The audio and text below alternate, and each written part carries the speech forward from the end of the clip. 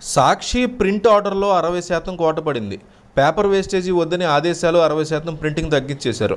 జగన్ ఘోరంగా ఓడిపోవడంతో వాలంటీర్లకు అమ్ముతున్న ప్రతులు కూడా దగ్గర నుంచి ప్రభుత్వం తరఫున కొనుగోలు చేసే ప్రతి కాపీని ఆపేశారు. దీంతో సర్క్యులేషన్ 60%కి పడిపోయింది. ఇప్పటి వరకు ప్రతిరోజు సాక్షికి ప్రకటనలే కాదు, ప్రజాధనంతో పత్రికల్ని కొనిపించారు.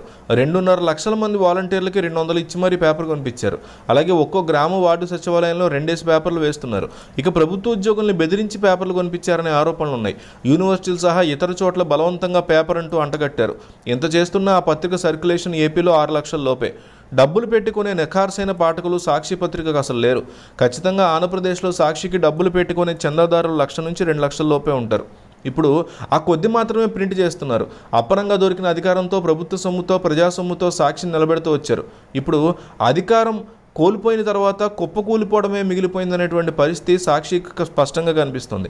అయితే నా ఉద్దేశం ఏంటంటే, చంద్రబాబు నాయుడు అధికారంలోకి వచ్చిన తర్వాత సాక్షి పత్రికకి ఇచ్చినటువంటి యాడ్ల విషయంలో మొత్తం లెక్కలు బయటికి తీయాలి.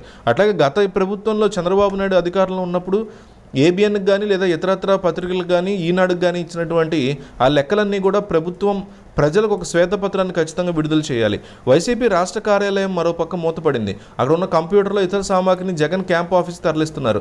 ఎందుకంటే ఆ భవనానికి అద్దె 4 లక్షల రూపాయలు అధికారం లేదు కాబట్టి ఆదాయం ఉండదని, అంత కట్టలేమని అంటూ గుసగుసలు వినిపిస్తున్నాయి. అయితే అసలు కారణం అది కాదని, టీడీపీ ఆఫీస్ మీద దాడి చేసిన ఘటన వెంటాడుతోందని, ఎప్పుడైనా దాడి చేయొచ్చిన ఆందోళనతో పార్టీ ఆఫీసును క్లోజ్ చేస్తున్నారు అంటున్నారు. అదే క్యాంప్ ఆఫీస్లో పెట్టుకుంటే టీడీపీ నేతలు దాడి చేసినా దాన్ని రచ్చ చేయొచ్చు అంటున్నారు. కానీ నేరుగా చంద్రబాబు ఇంటి మీదకే దాడికి వెళ్ళినటువంటి జోగి రమేష్ వచ్చారనే సంగతి వైసీపీ నేతలు మర్చిపోతే ఎలా అన్న డౌట్ కూడా వైసీపీ నేతల్లోకి వస్తుంది.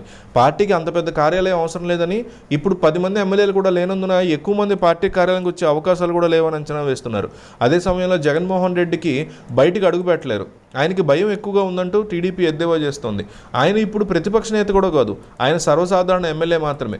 అందుకే ప్రభుత్వం వైపు నుంచి 1+1 భద్రత ఉంటుంది. సీఎంగా ఉన్న వ్యక్తి ప్రత్యేక భద్రతను ఏర్పాటు చేసుకున్నారు. విదేశాల్లో కూడా ఆ భద్రత ఉండేలా చూసుకున్నారు. కానీ ప్రతిపక్ష నేతకు ఆ స్థాయిలో భద్రత ఉండేలా చూసుకుంటే బాగుండేది అన్న సెటైర్లు పడుతున్నాయి.